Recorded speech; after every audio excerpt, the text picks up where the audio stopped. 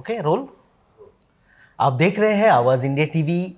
इस वक्त हम नागपुर में हैं और नागपुर ये शहर है दीक्षा भूमि का। नागपुर शहर है धम्म क्रांति, जहाँ बोधिसत्व डॉक्टर बाबा साहब अम्बेडकर इन्होंने सन 1956 14 अक्टूबर को एक महान क्रांति की। ये दुनिया की महान क्रांति थी और इस क्रांति के बाद ये शहर सारी दुनिया के पटल पर चमका और ये देश फिर एक बार सुर्खियों में आया। और सुर्खियों में आने के बाद जो पूरे बौद्ध जगत से कटा हुआ था भारत, उसको फिर से जोड़ा गया और भारत विश्व बौद्ध जगत में उसके फिर से चर्चे होने लगे। और इस चर्चा यहाँ तक आया कि बाहर के बौद्ध भिक्षुगण भारत आने लगे और यहाँ पर बोधिसत्व डॉक्टर बाबा साहब अम्बेडकर इनकी मूवमेंट और बुद्धिज़्म को आगे कैसे बढ़ाए, इसके लिए चर्चाएं भी शुरू हुई। और इसी चर्चा में अग्रणी रहे सिने अभिनेता गगन मलिक, जो अभी श्रमण बने हैं और जो ख्वाब रहा है प्रबुद्ध भारत का, जो डॉक्टर बाबा साहब अम्बेडकर इन्होंने देखा था, उस ख्वाब को पूरा करने के लिए गगन जी काम कर रहे हैं। और आज बहुत खुशी है हमें कि हमारे साथ वो कैमरा के सामने हैं, आवाज़ इंडिया टीवी को वो इंटरव्यू कर रहे हैं। गगन जी, आपका बहुत बहुत स्वागत। सॉरी, श्रमण अशोक जी, क्योंकि हम तो गगन जी कह के ही पहचानते हैं और चिवर धारण करने के बाद श्रमण अशोक आप हुए हैं। इसी को बढ़ाते हैं कि ये कैसे आपको लगा कि मुझे चिवर ग्रहण करना चाहिए, कुछ महीनों के लिए क्यों ना सही, पर मुझे चीवर ग्रहण करना चाहिए, क्योंकि बुद्ध धम्म में चीवर ग्रहण करना, इसे धम्म ध्वजा कहा जाता है और धम्म ध्वजा को ग्रहण करना एक बहुत बड़ी जवाबदारी होती है। आपको कैसे लगा कि चीवर ग्रहण करना चाहिए? देखिए, सबसे पहले नमो बुद्धाय, जय भीम सबको। काफ़ी सालों से मेरे मन में एक इच्छा थी कि मुझे बाबा साहब का सपना पूरा करना है, सपना एक बौद्धमय भारत का। जब हम बौद्धमय भारत की बात करते हैं या जागृत भारत की बात करते हैं, तो ये बहुत ज़रूरी है कि हमें धम्म की नॉलेज होना बहुत ज़रूरी है। मैं पेशे से कहें तो एक एक्टर हूँ और धम्म का प्रचार प्रसार काफ़ी सालों से कर रहा हूँ। तो जब हम तालाब से समंदर में कूदने की तैयारी कर रहे हैं, तो थोड़ी तैयारी के साथ जाना ज़रूरी है। तो वो जो तैयारी थी, मुझे लगा कि श्रामणेर बन के मैं थोड़ा धम्म का ज्ञान और प्राप्त करना चाह रहा था। और मुझे लगता था कि क्योंकि थाईलैंड वर्ल्ड की बुद्धिस्ट कैपिटल है और जिस डिसिप्लिन के साथ वहाँ पर धम्म सिखाया जाता है, उसका मुकाबला नहीं है। तो मैंने ये डिसीजन लिया। मैं वेट कर रहा था कि कुछ ऐसा समय आए जिसमें अगर मैं 6-8 महीने कोई काम ना भी करूँ एज एन एक्टर, तो मेरी गाड़ी जो है वो चलती रहे, सही तरीके से मैं अपना काम फिर भी कर सकूँ। तो मुझे लगा कि वो घड़ी आ गई है और मैंने ये निर्णय लिया कि मैं थाईलैंड में वटाथोंग टेम्पल में श्रामणेर बनूंगा 15 दिनों के लिए।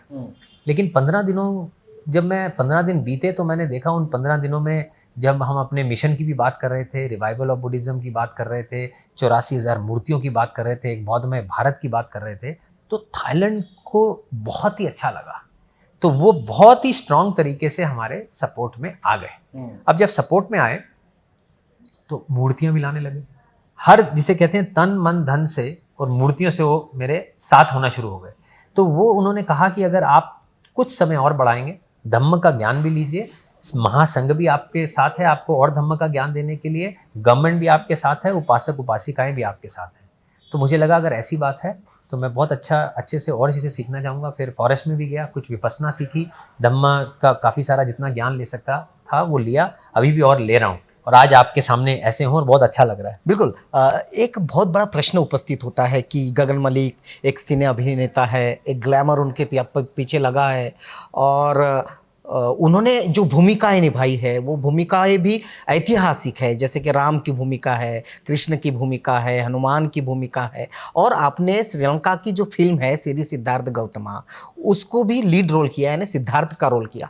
अब इतने सारे कैरेक्टर को अपने साथ करने के बाद, निभाने के बाद, ये जहन में सवाल आता है कि आप राम की तरफ क्यों नहीं गए, आप हनुमान की तरफ क्यों नहीं गए, आप कृष्ण की तरफ क्यों नहीं गए, आप बुद्ध की तरफ ही क्यों आए? क्योंकि किरदार तो आपने सभी के निभाए हैं। तो ये प्रश्न उठता है आप पर। हाँ, काफ़ी सारे लोगों ने प्रश्न किया है कि उसे प्रस्तुत भी ऐसे किया है कि राम का किरदार निभाने वाले बुद्ध की राह पर चल पड़े। अच्छा, ठीक है। देखिए, जब एक एक्टर होता है वो एक किरदार निभाता है और मैं सारे धर्मों का आदर करता हूँ, क्योंकि बुद्धिज़्म जो है, ये मत भूलिए, वो सारे धर्मों को जोड़ने का काम करता है। बुद्धिज़्म किसी धर्म के खिलाफ बात नहीं करता, वो एक अच्छा इंसान बनाने की बात करता है। कास्ट, कलर, क्रीड, रिलीजन सब चीज़ों से परे है वो। धम्म एक ऐसी चीज़ है जो एक अच्छा इंसान, एक अच्छा सोसाइटी, एक अच्छा देश, एक अच्छा संसार बनाने की बात करता है। अब किरदार कहें, जब राम का किरदार किया बहुत मन से किया, श्री सिद्धार्थ गौतम में सिद्धार्थ का किरदार किया, बुद्ध का किरदार किया, बड़े मन से किया। लेकिन जब मैं श्री सिद्धार्थ, आपको बताना चाहता हूँ, श्री सिद्धार्थ गौतम फिल्म की शूटिंग मैंने रामायण से पहले की थी श्रीलंका में। जब ऐसा किरदार मैं निभाना चाह रहा था तो मैंने उसके बारे में पूरी स्टडी किया, कैरेक्टर के बारे में।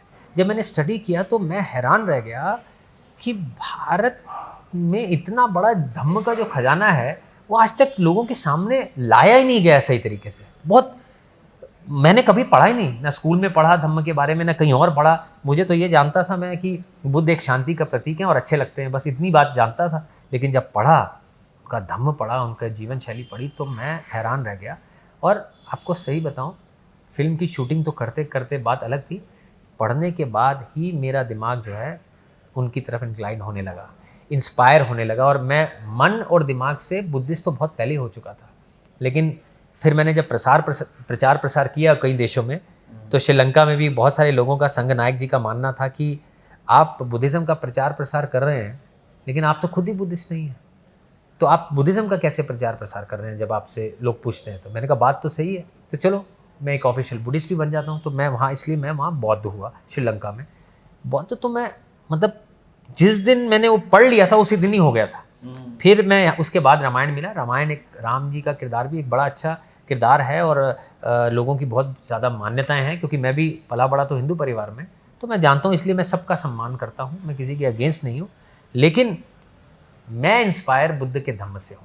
मेरा पर्सनल मानना यही है कि निर्वाण की प्राप्ति जो है धम्म का आचरण करके ही होने वाली है। ट्रेडिशंस में अगर हम लगे रहेंगे, ठीक है, वो आपके जीवन के लिए ठीक है, आपने पाठ पूजा कर ली, चाहे वो किसी भी तरह की है, आप करें, आपको अच्छा लगेगा, आपकी स्पिरिचुअल ग्रोथ होगी, आप कुछ सुनेंगे, धम्म की बातें सुनेंगे या धर्म की बातें सुनेंगे। लेकिन अगर आप दुखों से दूर होना चाहते हैं, निर्वाण की प्राप्ति करना चाहते हैं, तो आपको बुद्ध के धम्म का ही पालन करना पड़ेगा। यही था जब मैंने उसे अच्छे से पढ़ा कि धम्म क्या बोलता है। धम्म बोलता है कि 4 नोबल ट्रुथ को समझो। दुख है, दुख का कारण है, दुख का निवारण है, और दुख का निवारण अष्टांग मार्ग है। बिल्कुल। एक सुगबुगाहट है, लोगों के मन में शंका है और प्रश्न है। गगन मलिक तो अभिनेता है और हो सकता है कि ये किरदार निभा रहे हैं, सही मायने में भिक्षु बने कि नहीं, कि मात्र एक किरदार निभा रहे हैं। तो लोग ये पूछते हैं कि या सही में ये अभिनेता श्रमण बना है या सिर्फ किरदार निभा रहा है, या मन से ये श्रमण बना है। देखिए कि इंसान बोलता नहीं, उसके कर्म बोलते हैं। मैं आज भिक्षु बन के आ गया और मैं ये बोलूं कि भाई ऐसा करना है, ये करना है, वो करना है, आप उन पे जाइए ही मत। आज जो आप धम्म रैली देख रहे हैं, जो इतनी कड़ी धूप में बोध गया, कुशीनगर, सारनाथ, उसके बाद चैत्य भूमि से दीक्षा भूमि, औरंगाबाद, परभनी, आज नागपुर में हूँ, कल इंदौर, फिर दिल्ली, ये जो कड़ी मेहनत हो रही है, एक एक्टर के जीवन में उसका जो पूंजी है, तो उसकी शक्ल सूरत, उसके बाल, उसके आईब्रोज होते हैं, उस ब्यूटी से डिटैच होना, ये प्रमाण है। प्रत्यक्ष को प्रमाण नहीं चाहिए, ये तो मेरा पर्सनल प्रमाण है। दूसरा प्रमाण जो बहुत जल्द शुरू होगा, मूर्तियां बांटने का। जब घर घर में, विहारों पे मूर्तियां बांटी जाएंगी, लोगों में मूर्तियां बांटी जाएंगी, वो आज कोई नई नहीं बांटनी शुरू करूंगा, पास में हजारों मूर्तियां बांट दी गई हैं, ये कोई अभी नया नहीं है मैं शुरू करने वाला। तो जब प्रमाण सामने है, तो कहते हैं प्रत्यक्ष को प्रमाण की जरूरत नहीं है। अगर कई लोगों को ऐसा लगता है कि शायद गगन किरदार निभा रहा है, तो मेरे मन में उनके लिए भी करुणा है। मैं उनके कोई अगेंस्ट नहीं हूँ, वो बोल सकते हैं, उनके पास पूरा फ्रीडम है अपनी बात रखने का, तो वो रखें। मेरा फोकस ये है कि मैं अपना काम करता जाऊं। लोगों का क्या है, कुछ तो लोग कहेंगे, लोगों का काम है कहना, तो हम अपना काम करते जाएं, अपनी लाइन बढ़ाते जाएं, अपना धम्म का प्रचार प्रसार करते जाएं, लोगों के मुंह अपने आप ये जो क्वेश्चन हम पूछ रहे हैं लोगों की तरफ से, ये जो शंकाएं है इसका निराकरण हो और आपका मार्ग सुगम हो, इसीलिए ये प्रश्न आपसे पूछे जा रहे हैं। इसी कड़ी में एक प्रश्न और आता है कि जिस दौर में शिक्षा की ज़रूरत है, जिस दौर में हेल्थ की ज़रूरत है, जिस दौर में वुमन एम्पावरमेंट की ज़रूरत है, उस दौर में सिर्फ मूर्तियों को बांटना या मूर्तियाँ खड़े करना, इसी से बुद्धिज़्म आगे बढ़ेगा या फिर एजुकेशन से, हेल्थ से? मैं ना कोरिया के कुछ लोगों से मिला था, मुझे उनकी एक बात बड़ी पसंद आई। मैं उनको लेकर आया कि ये गरीब लोग हैं, इनको डोनेशन देने का, खाना देने का, ये सब कुछ करना है। तो उसने कहा ठीक है, हम दे देते हैं डोनेशन। 1 बार दे देंगे, 2 बार दे देंगे, 3 बार दे देंगे, 10 बार दे देंगे, उसके बाद फिर ये डोनेशन पे इनका जीवन बीतता रहेगा। आप वो कहते हैं सोचिए कि इनको काबिल कैसे बनाना है कि इनको कुछ मांगने की जरूरत ना पड़े। आज मैं जब बुद्ध की मूर्ति की बात करता हूं तो वो मेरे बौद्ध में भारत का पहला कदम है। मेरा काम बुद्ध की मूर्ति पहुंचाना नहीं है, मेरा काम है धम्म पहुंचाना। वो मेरा अगला स्टेप होगा। जब धम्म पहुंचेगा मूर्ति के बाद तो हर इंसान जो है वो सक्षम होगा, धम्म का आचरण करेगा। जब आप धम्म का आचरण करते हैं तो आप दिमाग से इतने सक्षम हो जाते हैं कि आप लाइफ में कोई भी चैलेंज बहुत आसानी से फेस कर पाते हैं। आप ये मत सोचिए कि मैं सिर्फ मूर्तियां पहुंचाना चाह रहा हूं, ये सभी को मालूम है। बुद्ध ने भी कहा था कि मेरी मूर्ति की पूजा मत करना, लेकिन आज जो करंट सिनेरियो है, मुझे पहले बुद्ध पहुंचाना है और फिर धम्म पहुंचेगा। जब बुद्ध भी आए थे, पहले बुद्ध ही आए थे, फिर धम्म आया था। तो अब हमारे पास अभी धम्म गायब है, बुद्ध गायब है। पहले बुद्ध तो लाऊं, उसके बाद धम्म आएगा। ये मेरा पहला पड़ाव है। तो आप ऐसा मत समझिए कि मेरा काम सिर्फ मूर्तियां बांटना है। मूर्तियों के बाद धम्म का काम चालू होगा, धम्म घर घर पहुंचेगा। खाली बुद्धिस्ट लोगों के पास ही नहीं, जो बुद्धिस्ट नहीं है उनके पास भी पहुंचेगा, क्योंकि बुद्ध का धम्म सबके लिए है। वो एक अच्छा इंसान बनाने की बात करता है, कन्वर्जेंस वाली बात नहीं है यहाँ पर। तो ये बड़ा क्लियर हूँ मैं इस चीज़। बिल्कुल, ये बात है कि आप एक अच्छा काम कर रहे हैं, बुद्ध पहुंचाएंगे, धम्म पहुंचाएंगे, संघ की निर्मित होगी इसी माध्यम से, और ये सब करते करते ये देखा जा रहा है कि जो पहले से बुद्धिस्ट है या 1956 के बाद 14 अक्टूबर के बाद जो बुद्धिस्ट बने, क्या आपका वही टारगेट है या उसके अलावा जो समाज अज्ञान में है, जो जिन्हें धम्म नहीं पता, ऐसे ही भी समाज तक पहुंचने की आपकी कोई कोशिश हो रही है? कोशिश मतलब वो तो 100% वो है। अब बात समझिए कि धम्म जो है बुद्ध का, वो सबके लिए है। वो कोई ये नहीं कहा था, बुद्ध ने क्या कभी ये कहा था कि मेरा धम्म सिर्फ बुद्धिस्ट लोगों के लिए? कहा ऐसा? बुद्ध का धम्म तो कोई भी ला सकता है अपने जीवन में। अरे आप कोई भी धर्म से हैं, आप हिंदू हैं, मुस्लिम हैं, सिख हैं, ईसाई हैं, हम सबका सम्मान करते हैं। हम बुद्ध तो धर्म नहीं है, धम्म है, जीने का एक तरीका है। आप बुद्धा की टीचिंग्स अपने लाइफ में रोजमर्रा की जिंदगी में ऐड करके देख लीजिए। आप बेहतर हिंदू बनेंगे, बेहतर मुस्लिम बनेंगे, बेहतर क्रिश्चियन, बेहतर सिख बनेंगे, आप बेहतर इंसान बनेंगे। जो ओवरऑल धम्म का घर घर तक पहुंचाने का सिर्फ रीजन यही है, हम चाहते हैं कि एक नॉर्मल इंसान एक बेहतर, एक अच्छा इंसान बन सके।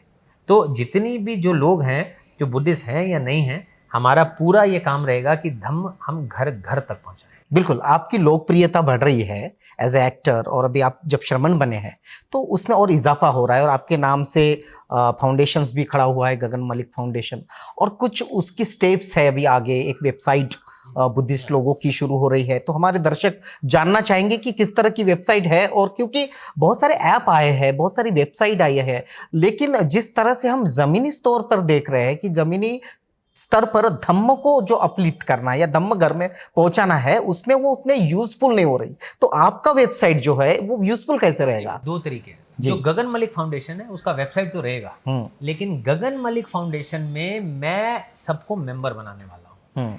वो जो दूर दराज के लोग हैं, है ना, जो एजुकेटेड उतने नहीं हैं, जो कंप्यूटर चलाना या फ़ोनों पे वेबसाइट में आना, मेंबर बनना नहीं कर पाएंगे, मैं उनको ज़मीनी स्तर से जोड़ लूँगा, अपने साथ मेंबर बनाऊँगा। जैसे कोई ऑर्गेनाइजेशन है, कोई गांव है ना, उसमें से एक आदमी आपने पकड़ा और उसको मैंने कहा कि आप अपनी एक ऑर्गेनाइजेशन बनाकर, आपकी ऑर्गेनाइजेशन गगन मलिक फाउंडेशन की मेंबर हुई। हम जो भी एक्टिविटीज़ करेंगे उसमें आप हमारे साथ रहेंगे धम्म को लेकर। गगन मलिक फाउंडेशन का वही काम होगा कि आप सब हमारे साथ जुड़ने का। मेरा काम है कि उसमें मैं सबको जोड़ लूँ। जब गगन मलिक फाउंडेशन में सब लोग जुड़ जाएंगे, फिर दूसरी वेबसाइट जो थाईलैंड की है worldofbuddhist.com, वो एक वन स्टॉप स्टेशन है सारे बुद्धिस्ट लोगों के लिए वर्ल्ड में। कि हमारे भारत के लोग, सपोज करो मेरे साथ आज लाखों लोग जुड़ गए गगन मलिक फाउंडेशन में। अब उन लाखों लोगों में से बहुत सारे लोग ये चाहते हैं कि हम श्रीरामनेर बने, कुछ लोग धम्म को और अच्छे से सीखना चाहते हैं, थाईलैंड जाना चाहते हैं, कोई मंदिरों को देखना चाहते हैं, मतलब बुद्धिस्ट विहारों को देखना चाहते हैं, या कुछ और पीएचडी करना चाहते हैं बुद्धिज़्म में, कोई मंक बनना चाहते हैं, फॉर एवर बनना चाहते हैं। ऐसे बहुत सारी चीज़ें वो करना चाहेंगे। गगन मलिक फाउंडेशन worldofbuddhist.com के थ्रू आपस में कनेक्शन करके उनको आपस में जोड़ेगी। सो गगन मलिक फाउंडेशन ज़मीनी स्तर पे हम आसान बनाएंगे लोगों का जुड़ना बहुत अच्छे तरीके से, और worldofbuddhist.com में उनको कैसे सेटअप करना है उसमें हम इंटेलिजेंट एजुकेटेड लोग बिठाएंगे, ताकि हम आसानी से जो ज़मीनी स्तर का आदमी है वो जो बात कहना चाहता है उसकी हम जो इच्छा है वो पूरी कर सकें। तो दोनों का बड़ा स्ट्रॉन्ग कॉम्बिनेशन करने वाले हैं। आप देखेंगे गगन मलिक फाउंडेशन की वेबसाइट भी शुरू हो चुकी है, लेकिन वो तब्दीली आप डालेंगे गगन मलिक फाउंडेशन दिखेगा। worldofbuddhist.com जो है 20 अप्रैल को थाईलैंड में लॉन्च होगा। बिल्कुल। तो दरवाजे खोल रहा हूँ। दरवाजे किस चीज़ के? दरवाजे खोल रहा हूँ कल्चरल एक्सचेंज के, दरवाजे खोल रहा हूँ धम्म सीखने के, आदान प्रदान के दरवाजे खोल रहा हूँ। आज थाईलैंड तन मन धन से हमारे साथ है, कल पूरा वर्ल्ड हमारे साथ होगा। वो लोग चाहते हैं, आप रिवाइवल की बात कर रहे हैं, बुद्ध ने हमें धम्म दिया हुआ कह रहे हैं। बुद्ध आपका बेटा है, भारत का बेटा है। अगर कहीं धम्म वापस लाने की आप कोशिश कर रहे हैं तो हम आपके साथ दिलो जान से। बिल्कुल। जैसे कि आपने जिक्र किया कि थाईलैंड दिलो जान से आपके साथ है, तन मन धन से, और कितने देश है जो इस मोमेंट के साथ जुड़ रहे हैं, या ये जो घर घर बुद्ध और धम्म पहुंचाने की बात हो रही है, कितने देशों का कोलाज बन रहा है, कितने देश आपके साथ में आ रहे हैं? देखिए, अभी तक मेरे साथ थाईलैंड है जहाँ मैं ऑलरेडी श्रीरामनेर हूँ। जहाँ तक बातचीत है वो वियतनाम, म्यांमार, श्रीलंका,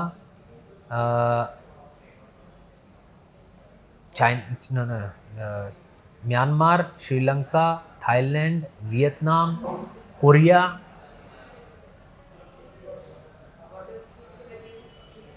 और कौन से, कोरिया और ताइवान, ये जो देश हैं ये अभी तक हमारे साथ जुड़ रहे हैं। और क्या कहते हैं, इनके साथ अभी जिसे कहते हैं ना लेटर्स का आदान प्रदान हो रहा है। मैं अभी थाईलैंड में हूँ, अब वियतनाम ने मुझे बुलाया है, अप्रैल एंड में बुलाया गया है मुझे कि आप एक बार आइए, हम आपसे डिस्कस करना चाहते हैं। वियतनाम के साथ बात करूँगा। म्यांमार में ऑलरेडी 1,500 मूर्तियाँ इंतज़ार कर रही हैं, वो मुझे क्योंकि वहाँ सिचुएशन ठीक नहीं है तो मैं वेट कर रहा हूँ, वो म्यांमार भी बुला रहा है। तो जैसे पहले वियतनाम जाऊँगा, म्यांमार जाऊँगा, जैसे मैं भारत के अंदर धम्म रैली कर रहा हूँ, एक इंटरनेशनल धम्म रैली भी मैं कर लूँगा, जिससे सारे देश हमारे बैकअप में आ जाए। इधर एक महासंघ का निर्माण होना चाहिए जो हम करने की पूरी कोशिश करेंगे। एक ऐसा महासंघ जिसमें हर स्टेट से एक लर्नड मंक उसका मेंबर हो, जिसकी एफिलिएशन महासंघ की जितने ये देश हैं बहुत उनके साथ हो जाए। उनको पता चल जाए कि अगर हमने भारत में बुद्धिज़्म के लिए कोई काम करना है तो इस महासंघ को कॉन्टैक्ट करना होगा। एक संघ राजा को भी हम अपॉइंट करेंगे जैसे सब जगह है। तो जब हम ये प्रक्रिया अपनाएंगे तो चीज़ें बाहर की हेल्प आना स्ट्रांग हो जाएगा। जब हम इतने स्ट्रांग हो जाएंगे, साथ में एक साथ मिल के आगे बढ़ने लगेंगे, तो जो भारत की सरकार भी है, जो लोगों को कंप्लेंट हमें उनके प्रति जो कंप्लेंट्स हैं बुद्धिज़्म को लेकर, वो भी हम अपने काम करवाने हमारे लिए आसान हो जाए। बिल्कुल। भारत के संदर्भ में देखा जाए तो बाबा साहब डॉक्टर अंबेडकर, जिसको बोधिसत्व कहते हैं और भारत में उनको आधुनिक बुद्ध कहते हैं, उनका एक बड़ा रोल है। और ये सुनने में आया है कि तमाम जो देश जिनका आपने अभी जिक्र किया, उन देशों में इस बोधिसत्व की यानी डॉक्टर बाबा साहब अंबेडकर इनकी प्रतिमा भी लगवाने का आप काम कर रहे हैं। तो उस दिशा में कितना काम हुआ है, और इस आधुनिक बुद्ध को या इस बोधिसत्व को, बाबा साहब को, वहाँ कितना एक्सेप्टेंस है, कितना स्वीकारा जा सकता है, कितना स्वीकारा जाएगा? देखिए, कई चीज़ें लाइफ में ना यूनिवर्सल ट्रूथ होती हैं। जो चीज़ अच्छी है वो अच्छी है, वो यूनिवर्सली होती है कहीं से। जैसे अच्छे कर्म करें, वो अच्छे कर्म तो अच्छे ही है ना। आप किसी की मदद करोगे, उसको कौन कहेगा वो किसी की मदद की बहुत गलत काम किया? नहीं ना, वो तो अच्छा ही काम है। तो बोधिसत्व बाबा साहब जो हमारे हैं वो एक जेम है। वो अच्छे हैं तो अच्छे हैं ही हैं। उनको एक्सेप्टेंस और नॉन एक्सेप्टेंस वाली तो बात कहीं आती नहीं है, तो एक्सेप्टेंस तो है ही है। लेकिन इंपॉर्टेंट क्या है, लोगों को, देशों को, दूसरे जो बौद्ध देश हैं उनके बारे में और स्ट्रॉन्ग जानकारी देना। उनको मालूम है डॉक्टर अम्बेडकर के बारे में, लेकिन और अच्छे से जानकारी देना, उनको समझाना, तब एक्सेप्टेंस जो है बहुत स्ट्रांग हो जाता है। मैं ऑर्डिनेशन मैंने किया, वहाँ पर मुझे बुद्ध मूर्तियाँ मिल रही हैं जो मैं यहाँ पर ला रहा हूँ, लेकिन मेरा मानना ये था कि मैं चाहता हूँ कि बाबा साहब भी वहाँ आए। एक बार बाबा साहब की मूर्ति पहुँचेगी तो उनके विचार भी पहुँचेंगे। तो जो रॉयल मोनेस्ट्री में मैं हूँ, उन्होंने मुझे ऑलरेडी एयरपोर्ट ने हाँ कर दिया है, जगह भी अलॉट कर दी गई है कि इस जगह पर आपकी मूर्ति लगेगी। 6 फीट की लगेगी, 4 फीट का हम उसमें बेस बना लेंगे, 3 फीट का बनाएंगे, लेकिन ह्यूमन साइज़ की लगाएंगे मोनेस्ट्री में, पहली। दूसरी जो है मीटिंग 17 से 19 के बीच में महाचुलालोंगकॉन से होने वाली है। सच कहूँ तो वर्बल हाँ उन्होंने भी कर दिया, जगह भी बता दिया कि कहाँ लगेगी, लेकिन जब तक मेरे हाथ में वो लेटर नहीं आएगा उनका, तब तक मैं आपको कंफर्मेशन नहीं दूंगा। लेकिन शुरुआत रॉयल मोनेस्ट्री से पक्की है कि उसका कंफर्मेशन मेरे पास पूरा है, जो हम आगे बढ़ गए। और मेरा मानना यह है जगह जगह बाबा साहब की भी मूर्तियाँ लगें, और वो जो मूर्ति लगे और जो इवेंट हो, मैं चाहता हूँ कि पूरे जो हमारे देश के बुद्धिस्ट हैं, जो बाबा साहब की रिस्पेक्ट करते हैं, हमारे साथ जुड़े, इसमें अपना योगदान भी दें। एक बड़ा सा इवेंट हो जहाँ हज़ारों लाखों की तादाद में लोग थाईलैंड पहुँचे, वो भी उनको भी समझ में आए कि हम ऐसी किसकी मूर्ति लगा रहे हैं जो आज भारत से लाखों लोग यहाँ पर आ गए। तो वो मेरा एक सपना है, तो मुझे लगता है कि वो भी पूरा होगा। बिल्कुल, ज़रूर आपका सपना पूरा होगा। आखिरी दौर में है हम इस चर्चा के। बुद्धिज़्म को लेकर जिस तरह से इस अपने देश में माहौल है और किसी एक धर्म का पलड़ा भारी हो रहा है, दूसरे धर्म को नीचा दिखाने की कोशिश की रही है, एक निराशा का, और बुद्ध ने जो टीचिंग्स दी थी जिसमें बंधुता है, करुणा है, मैत्री है, ये तीनों भाव धीरे धीरे कम होते नज़र आ रहे हैं भारत में। मेरा धर्म, मेरा धर्म श्रेष्ठ, मेरा पंथ श्रेष्ठ, और बुद्ध ने ये टीचिंग्स नहीं दी। तो ये टीचिंग्स भारत में अब इस्टेब्लिश हो, इसके लिए आपका क्या टारगेट है, और ये आपके फाउंडेशन या आपका जितना भी संगठनों का ये है, इसके लिए कितना काम कर रहे हैं? देखिए, मैं अपनी एनर्जी इस चीज़ में कभी वेस्ट नहीं करूँगा कि किसी को बोलूँ कि तुम्हारा ये धर्म नीचा है, ये ऐसा नहीं है, या मेरा ये बेहतर है, ये ऐसा। मेरा इसमें कोई इंटरेस्ट ही नहीं है। नहीं, ये जो निराशा आ रही है, इसको दूर करने के लिए जब हम फोकस करेंगे कि हमें अपनी लाइन बड़ी करते चले जाना है ना, दूसरे छोटे बड़े की अगर उसमें लगे उसको छोटा करना है, तो आपका जीवन ही खराब हो जाएगा। आप सिर्फ अपने पर फोकस करिए कि आपको सही धम्म का प्रचार प्रसार करके और कोशिश करनी है कि लोग उसका आचरण करें। तो आपकी बुद्ध का धम्म इतना खूबसूरत है कि जब आप आचरण करेंगे, आपके दुख दूर होंगे, तो आपकी जो लाइन है वो बढ़ती चली जाएगी। प्रॉब्लम यही है कि हम फोकस अपनी चीज़ पे नहीं कर रहे हैं। हमारा फोकस होना चाहिए धम्म का प्रचार प्रसार। अगर हम अपना फोकस निकाल के दूसरे को नीचा दिखाने में लग जाएंगे, तो आपकी जो लाइन बढ़नी है वो रुक जाएगी। अगर आप सिर्फ अपनी लाइन पे फोकस करेंगे तो चीज़ें बदलती दिखेंगी। तो मैं ये चाहूँगा हम सिंगल टू सिंगल, हर एक ह्यूमन बीइंग को सिंगली हम उसे अपने आप से रूबरू कराने की कोशिश कर रहे हैं धर्म द्वारा। अगर वो अपने आप को जानना शुरू कर देगा, उसे सत्य की समझ में आ जाएगी, तो वो हमारी जीत है। और जब उसके दुख दूर होने लगेंगे, सफरिंग कम होगी धम्म का पालन करके, तो वो लोग जुड़ते चले जाएंगे, हमारी लाइन ऑटोमेटिकली बड़ी होती चली जाएगी। हमारा फोकस बड़ा स्ट्रांग है, हमें बाकी सारी चीज़ों से कोई लेना देना। बिल्कुल, ये फोकस बहुत स्ट्रांग है, और अपनी लाइन को बड़ा करना है। पर पर्सन को, हर व्यक्ति को धम्म क्या है, जो 4 आर्य सत्य है वो बताकर निर्वाण का मार्ग क्या है, ये बताने की कोशिश गगन मलिक, श्रमण अशोक कर रहे हैं। श्रमण अशोक, आपने वक्त दिया, जानकारी दी, फाउंडेशन की जानकारी दी, तमाम आपके जो स्टेप्स है आगे बुद्धिज़्म को लेके उसकी जानकारी दी। आपका बहुत बहुत शुक्रिया। आपका भी बहुत बहुत शुक्रिया कि आवाज़ टीवी आप सब लोग देखते रहें। बहुत सच्ची खबरें और बहुत अच्छी खबरें सबके सामने, स्पेशली बुद्धिज़्म से रिलेटेड लेकर आते हैं प्रीतम जी। आज से बहुत सालों का परिचय है। मैं अपनी सारी जो आपके चैनल के द्वारा मैं ये सबको कहना चाहता हूँ कि आप मेरा साथ दो, मैं आपको बौद्धमय भारत दूंगा। बिल्कुल, बौद्धमय भारत जो बोधिसत्व डॉक्टर बाबा साहब अम्बेडकर इन्होंने सपना देखा था, उसे ज़रूर एक दिन हम पूरा होते हुए देखेंगे। आप देख रहे हैं आवाज़ इंडिया टीवी, देखते रहिए आवाज़ इंडिया टीवी।